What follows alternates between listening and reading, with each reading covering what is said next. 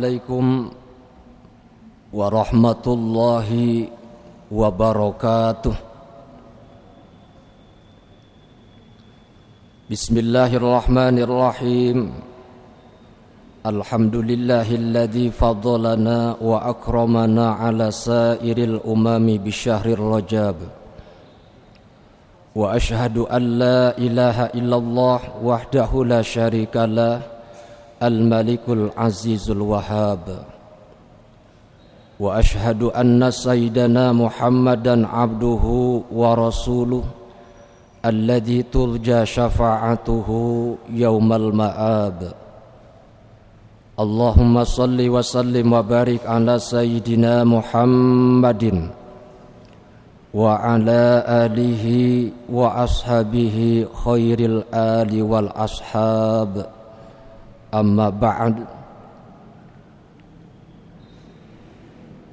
Puji syukur alhamdulillah, di malam hari yang cerah dan barokah, marilah kita awali perjumpaan kita dengan bersama-sama melantunkan puji dan syukur kehadirat Allah yang Maha Ghafur atas berkat rahmat, taufik, hidayah, inayah dan ma'unahnya, sehingga di tengah-tengah kesibukan aktivitas kita, alhamdulillah kita bisa berijtimaiyah, bisa bermuwajahah, bisa duduk bersimpu, bisa bersama-sama melaksanakan kewajiban kita berupa sholat maghrib bil jamaah dengan penuh pengharapan, walaupun masih banyak kekurangan, jauh dari kesempurnaan, mudah-mudahan semua amal ibadah kita diterima oleh Allah Subhanahu wa ta'ala. Salawatullah wassalamu ay makrunan bi ta'zim bi qaulina Allahumma salli wa sallim wa barik ala sayyidina Muhammadin. Mudah-mudahan barokah solawat menjadikan wasilah, menjadikan sebabiyah, menjadikan penghantar khusus kepada kita semua yang hadir, umumnya jamil muslimin wal muslimat. Mudah-mudahan kelak nanti di yaumul qiyamah kita akan mendapatkan syafaatnya. Amin ya rabbal alamin. Hadirin wal hadirat rahimakumullah.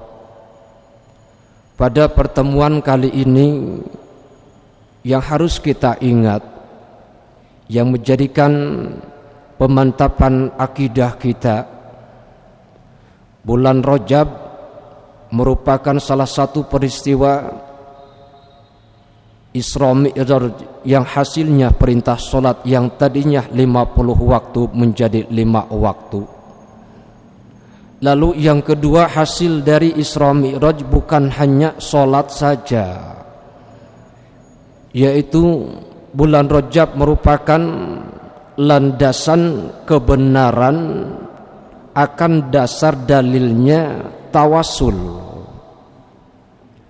Apa sebabnya? Bulan Rajab itu kan hurufnya terdiri dari 3 huruf. Roknya merupakan rahmatullah, jimnya adalah jirmul abdi wa jinayati, baknya adalah birullah. Makanya bulan Rajab terkenal dengan bulannya Allah. Apa sebabnya? Sebab ketika kita memohon keriduan Allah, kita memohon rahmatnya Allah, kita mohon ampunannya Allah, sebesar dosa apapun umat manusia yang dikerjakan dosanya, kalau Allah ridho, kalau Allah memberikan maghfirahnya, maka sama halnya seperti kita tidak mempunyai dosa. Yang perlu saya garis bawahi, ketika Nabiullah Muhammad sallallahu alaihi wasallam diisrakan dan dimi'rajkan oleh Allah atas kehendak Allah, baginda Rasul terjadi peristiwa Isra dan Mi'raj itu tidak mengalami gangguan. Sebelum Isra terkenal dengan Amul Huzni, tahun yang dirundung dengan kesedihan. Oleh karenanya bagi siapapun yang sedang bersedih, Jangan terlalu bersedih sebab suatu saat pasti akan senang. Baginda Rasul ketika Isra dan Mi'raj, Isra'nya dari Masjidil Haram ke Masjidil Aqsa, Mi'rajnya dari Masjidil Aqsa sampai ke Sidratul Muntaha. Itu kan dikawal oleh malaikat. Sedangkan Nabi Musa juga betul menerima wahyu di Bukit Tursina, tapi pengawalnya umatnya berapa orang? Satu riwayat mengatakan 70 orang, satu riwayat mengatakan 40 orang. Kalau Isra dan Mi'rajnya Rasulullah, makanya ketika baginda Rasul Mi'raj sampai ke Sidratul Muntaha, apa ucapan malaikat Jibril?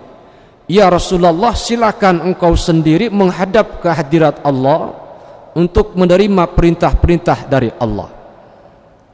Apa kata Rasul? Ya Jibril, atatrukni asiron faridan. Engkau mulai Masjidil Haram sampai Masjidil Aqsa ikut dengan saya. Dari Masjidil Aqsa Mi'raj ke Sidratul Muntaha juga menyertai saya.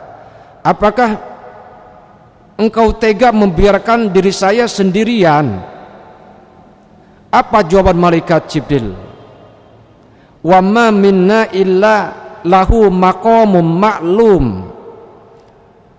Wahai Rasul, sampai batas inilah yang saya bisa tempati. Sedangkan alam berikutnya saya tidak ada izin, saya tidak bisa untuk ikut bersama dirimu ya Rasul. Baginda Rasul memaksa kepada malaikat Jibril, sir ma'i khutwatan aw khutwataini. Ya sudah, kalau begitu jalanlah bersamaku satu langkah ataupun dua langkah. Malaikat Jibril ikut bersama Rasul. Apa yang terjadi? Fisik malaikat Jibril yang begitu besar itu terbakar dengan nurnya ilahi, dengan cahaya batasan yang tidak bisa ditembus oleh malaikat Jibril, hatta kada kal usfur.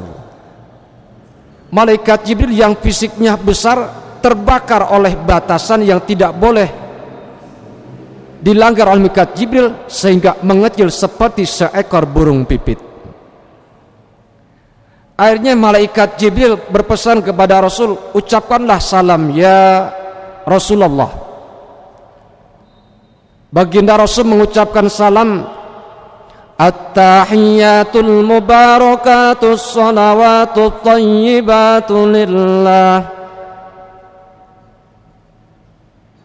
Allah menjawab, assalamu alayka ayyuhan nabiyyu wa rahmatullahi wa barakatuh. Baginda Rasul doanya bukan hanya untuk diri pribadinya saja, kepingin umatnya, walaupun umatnya yang tidak pernah bertemu sekalipun, diikut sertakan oleh Rasulullah. Assalamu alayna wa ala ibadillahis shalihin. Maka secara serempak malaikat yang ada di langit mengucapkan, asyhadu an la ilaha illallah wa asyhadu anna Muhammadar Rasulullah. Kemudian satu riwayat dalam kitab Syarah Arba'in Nawawiyah, At-Tahiyyat itu nama salah satu pohon yang berada di dalam surga. Kemudian yang namanya mubarakat. Mubarakat itu nama seekor burung yang berada di atas pohon At-Tahiyyat. Kemudian thayyibat, di bawahnya pohon At-Tahiyyat ada sumber air yang namanya thayyibat. Nah, sehingga siapapun ketika kita baik mengerjakan sholat 5 waktu ataupun sunnah-sunnahnya, kita mengucapkan at-tahiyyatul mubarakatus sholawatu thayyibatu lillah sampai akhirnya, maka seekor burung yang hinggapnya di atas pohon at-tahiyat yang namanya mubarakat menyelam di sumber air yang namanya thayyibat. Kita tahu burung ketika badannya basah kan otomatis sayapnya dikeringkan. Nah, ketika burung itu setelah menyelam sayapnya dikeringkan, maka Allah ciptakan setiap tetes air yang jatuh dari sayapnya malakan diciptakan malaikat yang tujuannya memohon ampunan bagi siapapun yang mengucapkan at-tahiyat sampai akhir. Sampai kapan? Sampai hari kiamat. Ini makanya ketika at-tahiyat diabadikan kita mengerjakan sholat, baik sholat wajib ataupun sholat sunnah. Kemudian ada kaitannya bulan Rajab ini kan bulan rahmatnya Allah. Sebelum baginda Rasul menerima perintah sholat yang tadinya 50 waktu menjadi 5 waktu, bulan Rajab itu merupakan landasan kemantapan dasarnya tawasul. Kita ngerti tawasul? Kita mohon ke hadirat Allah tapi lewat perantara tawasul kepada para nabi, para aulia, para syuhada, para solehin, baik guru-guru kita. Apakah diperbolehkan? Yang harus kita garis bawahi, ketika peristiwa Isra Mi'raj baginda Rasul kan Rasul bertemu dengan siapa? Komunikasi baginda Rasul terus secara khusus dengan siapa? Nabi Musa alaihissalam. Nabi Musa itu kan sudah wafat ratusan tahun juga. Tapi ketika baginda Rasul menerima perintah sholat dari Allah yang tadinya 50 waktu, yang berusaha membujuk Rasulullah supaya kembali ke hadirat Allah untuk minta keringanan sehingga sholatnya tidak jadi 50 waktu. Itu kan Nabi Musa. Loh, Nabi Musa kan sudah wafat. Apakah orang yang masih hidup bisa komunikasi dengan orang yang sudah meninggal? Jawabannya bisa. Jadi komunikasi orang yang hidup dengan orang yang mati itu tetap berlanjut. Kalau bagi diri pribadi Rasulullah langsung. Kalau kita, karena kan kita derajatnya umat, kita tidak bisa mendengar ucapan jawaban orang yang sudah meninggal. Makanya hadis yang diriwayatkan oleh Imam Abu Daud dan Imam Baihaqi, diriwayatkan dari sahabat Abu Hurairah radhiyallahu an, bahwasanya baginda Rasul bersabda, "Ma min ahadin yusallimu alayya illa raddallahu alayya ruhi hatta arudda alaihi salam." Yang artinya mamin ahadin, siapapun seseorang yang ketika yusallimu alayya membaca solawat dan salam kepada Rasulullah, apa yang akan terjadi? Illa raddallahu alayya ruhi, maka seketika Allah mengembalikan ruhnya Rasulullah kepada jasadnya. Untuk apa? Hatta arudda alaihi salam, untuk menjawab salamnya umatku. Ini yang berbicara Rasulullah. Kalau yang berbicara saya masih diragukan, tapi kalau yang berbicara sudah Rasulullah, gak usah ragu. Sebab baginda Rasul kan sifatnya staf, siddiq, tabligh, amanah, fatonah. Jadi siapapun yang membaca solawat dan salam kepada Rasul, enggak usah ragu apakah nyampe bacaan solawat kita kepada Rasul, enggak usah ragu. Sebab Allah mengembalikan ruhnya Rasulullah kepada jasadnya untuk menjawab salamnya dari seseorang. Oleh karenanya, apakah bacaan solawat kita kepada Rasulullah itu hakikatnya untuk Rasulullah? Bukan. Inna solatakum alayya zakatul lakum, sesungguhnya bacaan sholawatmu kepadaku, kata Rasul, zakatul lakum, itu adalah untuk pembersih dirimu. Jadi untuk pembersih dosa-dosa kita. Bahkan dalam salah satu hadis, man sholla alayya mi'ata marrah, siapapun yang membaca sholawat kepadaku, kata Rasulullah, 100 kali, gak usah panjang-panjang lah. Kalau kita mampu membaca sholawat neria 100 kali, silahkan. Bagi orang yang tidak biasa, ya lumayan, lidahnya agak panas. Ditambah lagi lidahnya bukan panas, pantatnya juga panas. Sebab membaca sholawat neria 100 kali tidak sama dengan kita duduk bersama cangkruan, ngopi, rokokan, gak sama. Ngobrol gak karu-karuan, gak sama. 2 jam, 3 jam gak terasa. Tapi giliran kita duduk di masjid, walaupun hanya 1 jam, rasanya pantat seperti terbakar. Lisan juga makin sering mengucapkan, makin gak karu-karuan. Ambil yang pendek dulu, kalau sudah kuat silahkan kita tingkatkan. Ahabbul a'mal indallah adwamuha walau qalilan. Amal ibadah yang dicintai oleh Allah yaitu kita mudawamah terus menerus, tiada henti, walaupun hanya sedikit. Saya yakin kita membaca sholawat 100 kali kepada Rasulullah, insya Allah ya mampu. Hanya tinggal kita berperang dengan hawa nafsu, apakah kita mau membaca sholawat, apakah tidak. Apakah untuk diri pribadi Rasulullah, keuntungannya untuk kita. Siapapun yang membaca sholawat kepadaku, kata Rasulullah, 100 kali, qadallahu ta'ala sab'ina hajjah fil akhirah wa thalathina hajjah fid dunya. Kalau kita mampu membaca sholawat 100 kali, yang pendek saja dulu, Allahumma sholli ala Sayyidina Muhammad wa ala ali Sayyidina Muhammad, kita mampu 100 kali, maka Allah akan mengijabahi, akan mengabulkan 100 hajat kita. Bacaan kita 100 kali, maka Allah akan mengabulkan hajat permintaan kita 100 kali. Hanya yang 100 itu, 100 macam itu dibagi 2. Yang 70 untuk di akhirat, yang 30 di dunia.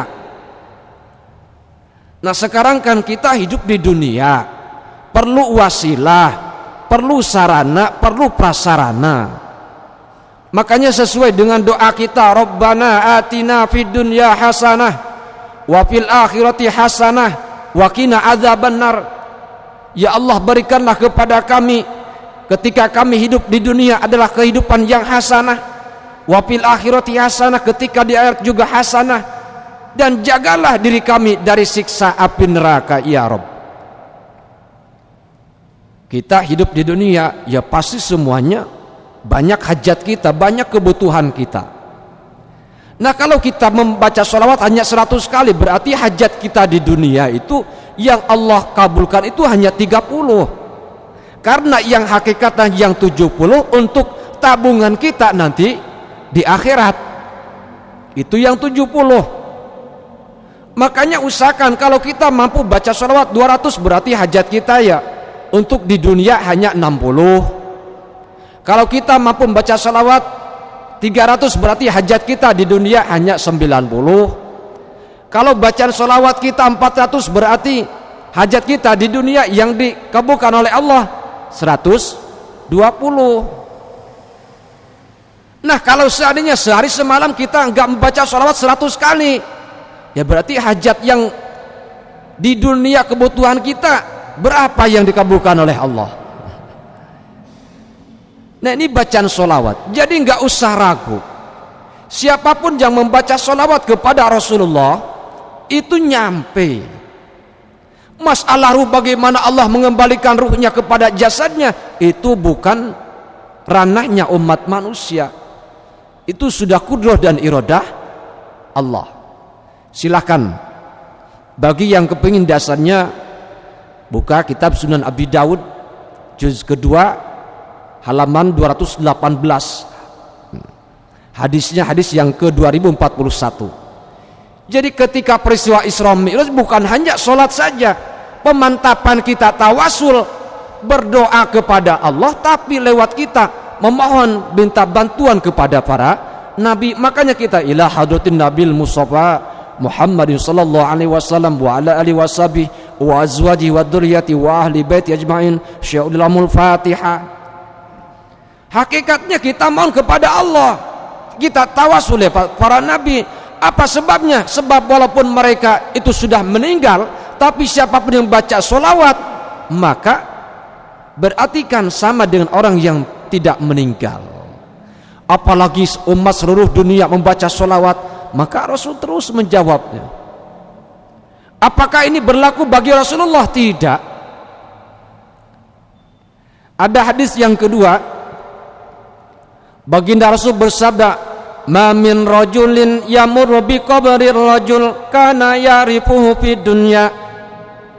Ma min rajulin, tidak semata-mata ada seorang laki-laki, yamurru bi qabri rajul, ada seorang laki-laki siapapun yang melewati satu kuburan. Kuburan itu baik laki-laki ataupun perempuan, karena ia arifuhu fid dunya, yang kita mengenalnya ketika ia masih hidup.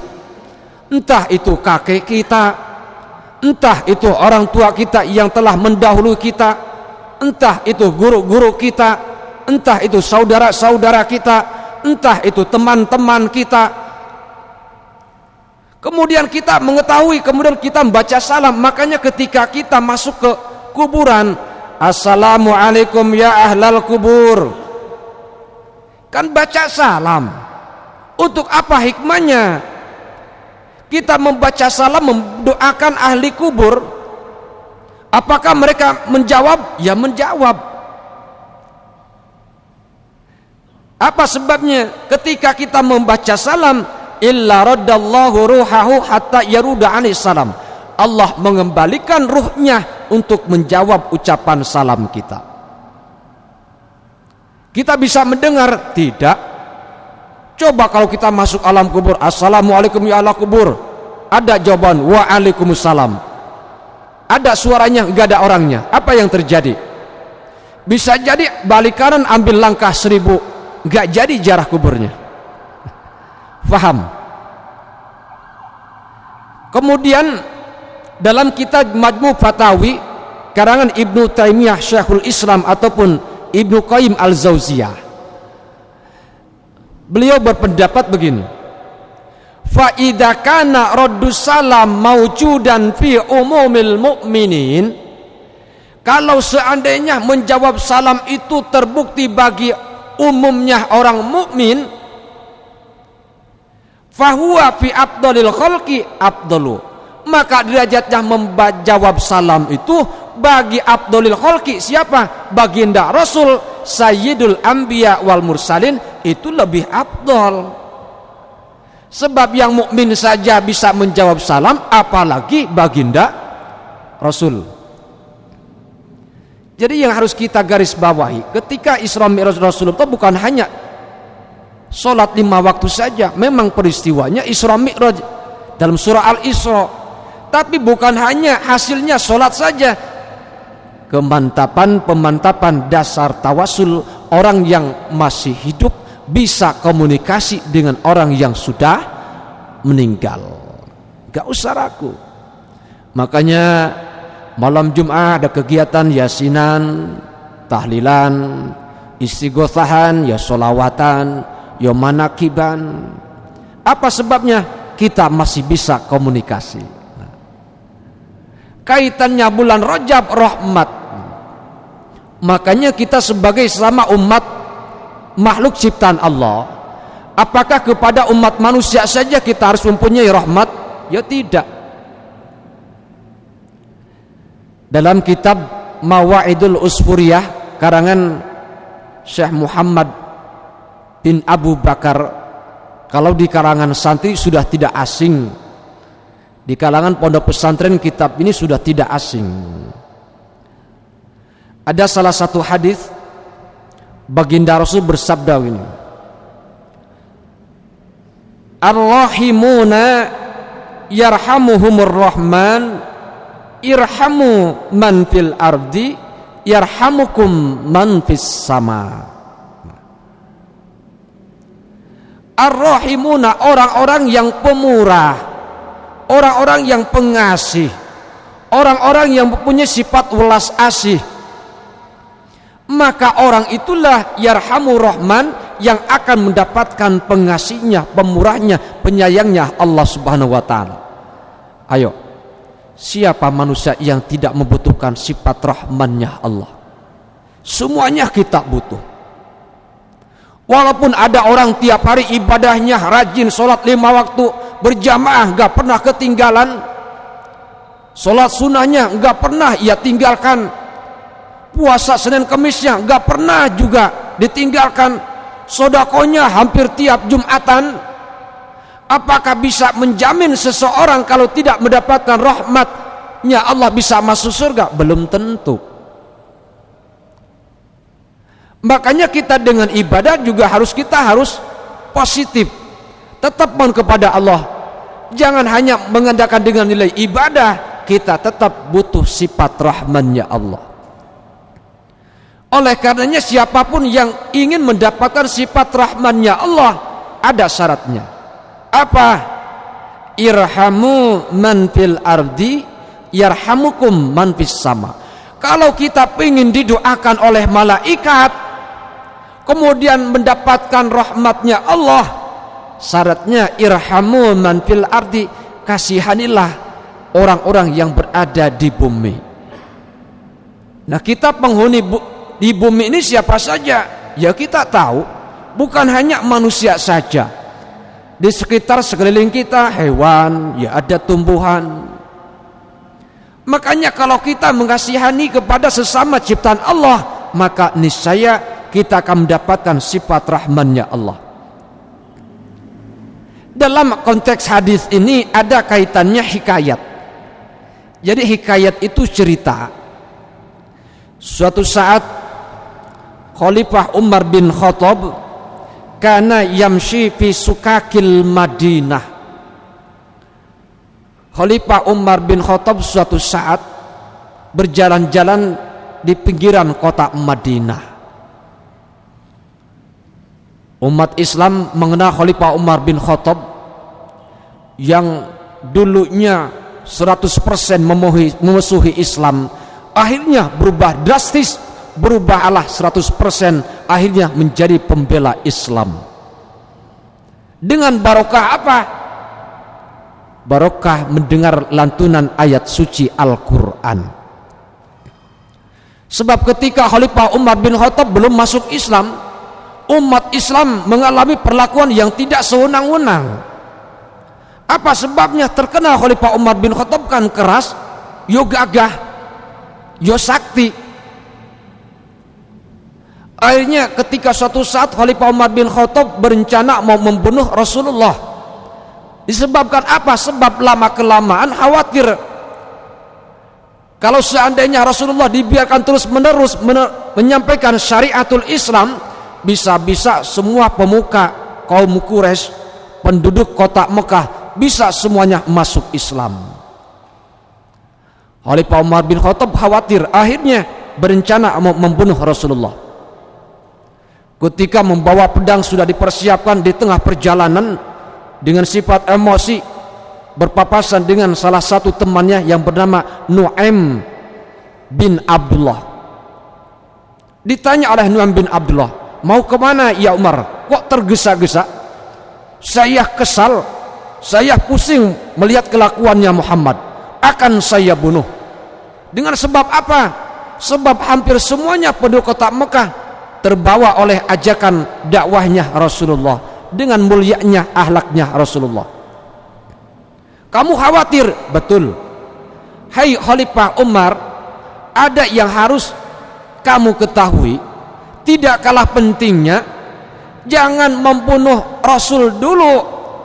Adik kandungmu sendiri, Fatimah binti Khattab, itu lebih awal masuk Islam. Akhirnya bagaimana? Yang tadinya berencana mau membunuh Rasul, balik kanan, emosi. Masa iya adik saya masuk Islam? Betul. Ya sudah, kalau begitu saya akan langsung ke rumahnya. Akhirnya berangkat ke rumah adiknya Fatimah binti Khattab dan juga suaminya. Ternyata ketika masuk ke dalam rumahnya terdengar lantunan sahabat Khabbab bin Al-Arat membaca lantunan surah Thaha. Bismillahirrahmanirrahim.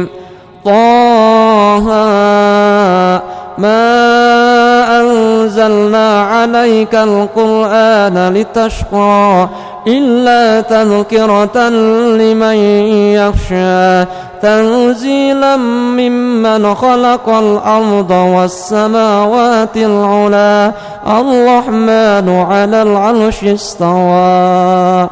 Sampai berikutnya. Setelah mendengarkan lantunan surah Thaha, bergetar hatinya.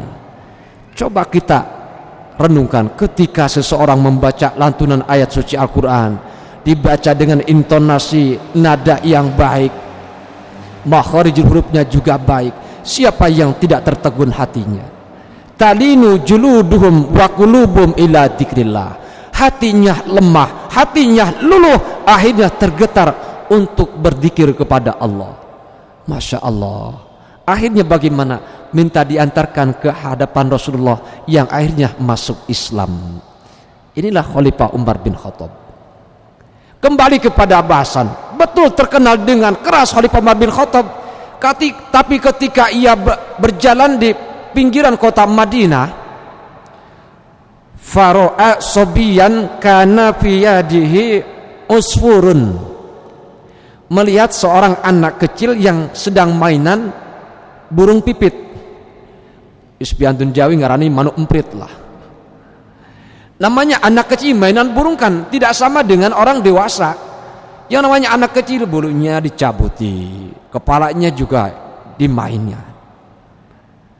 Akhirnya bagaimana? Farahima Umaru dalikal usfur fasarahu minas sabiyyi. Khalifah Umar bin Khattab tertegun dalam hatinya, tergugah hatinya, merasa kasihan ini kalau dibiarkan lama kelamaan burung ini bisa mati.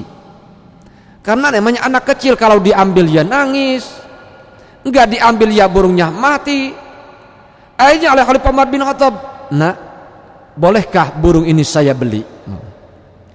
Khalifah Umar bin Khattab berani berkorban untuk menyelamatkan kelangsungan hidupnya. Burung pipit ini dibeli oleh Khalifah Umar bin Khattab. Akhirnya dibeli, kemudian dibawa pulang ke rumah, dimandikan, dirawat, yang lukanya diobati.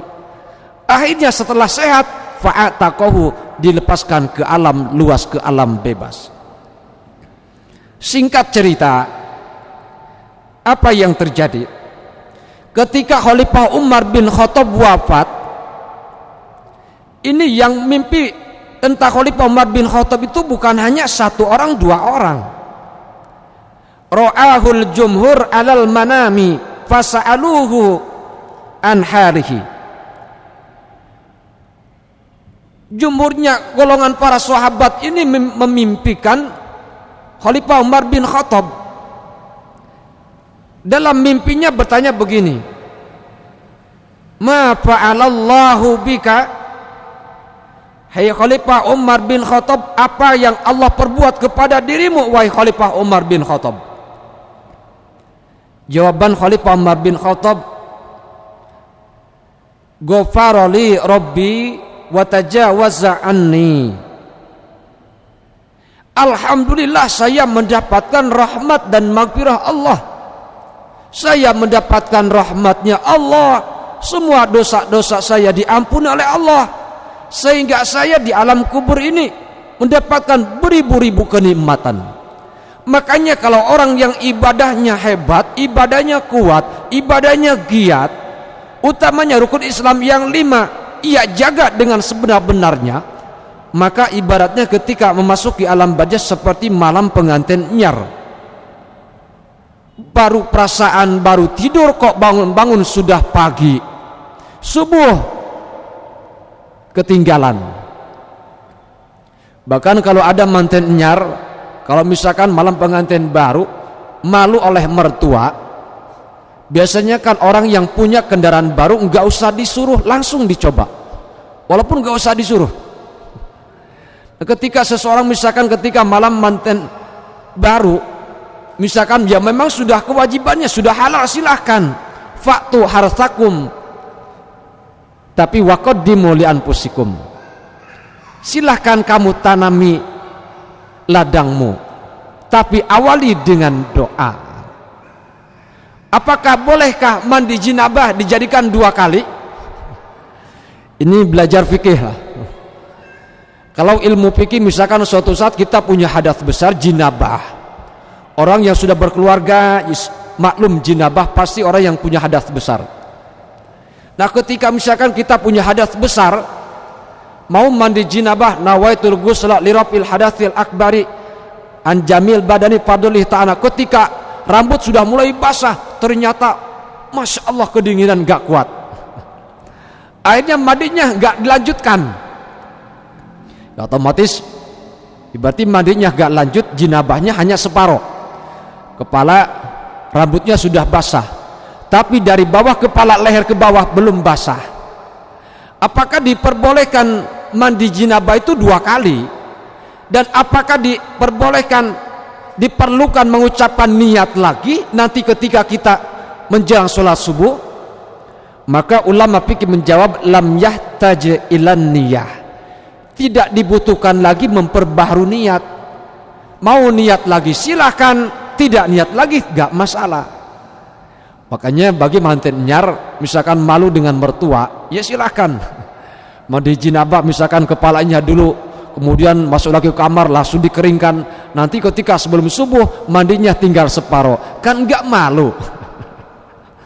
Bagi siapapun misalkan ada orang tua ketika mau mandi jinabah ternyata punya penyakit asam aurat, nah ketika mandi malam takut kedinginan, takut rematiknya kumat, silakan yang atas basahi, nanti yang bawahnya sampai ke ujung kaki nanti ketika sebelum menjelang sholat subuh.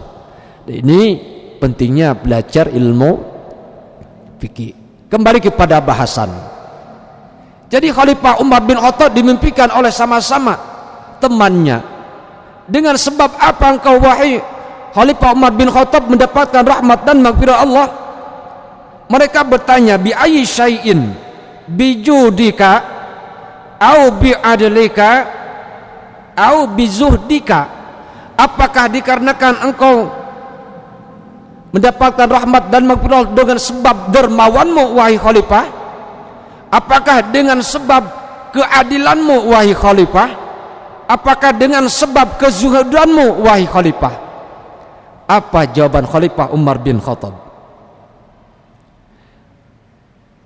Falamma wada'tumuni fil qabri wa satartumuni biturab wa taraktumuni wahidan fadakhala alayya malakani.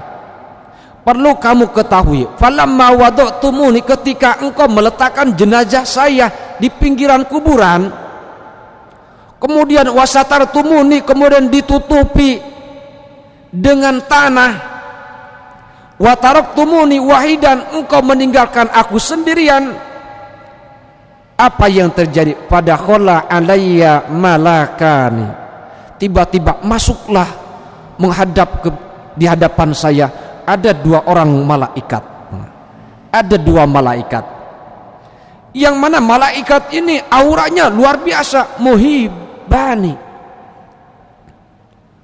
yang menakutkan sehingga toro akli warta'adas mafasili, akal kesadaran saya itu sudah hilang. Dengan kedatangan 2 malaikat ini kesadaran saya hilang, sampai mafasili, semua pergelangan, semua otot-otot badan saya semuanya gemetar. Ini pangkat khalifah. Ketika datangnya 2 malaikat, apa yang terjadi? Saking takutnya Khalifah Umar bin Khattab, Masya Allah, kemudian wa ajlasani, 2 malaikat ini mendudukkan saya. Wa aroda ayyas alani, ketika 2 malaikat ini mau menanyakan kepada saya, fasami'tu nidaan minal hatib utruka abdi wala tukhawwifahu fa inni rahimtuhu. wahai malaikat, jangan engkau tanya hamba saya ini,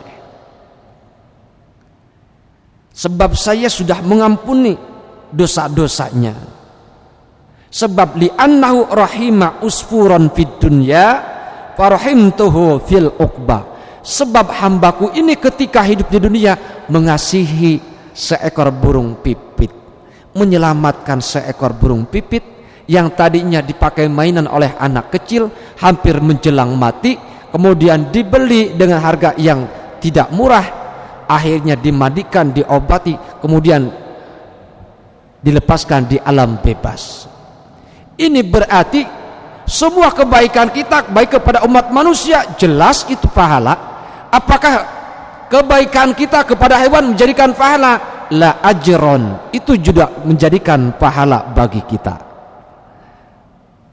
Jadi inilah, kalau kita kepingin mendapatkan rahmatnya Allah, irhamu man fil ardi yarhamukum man fis sama.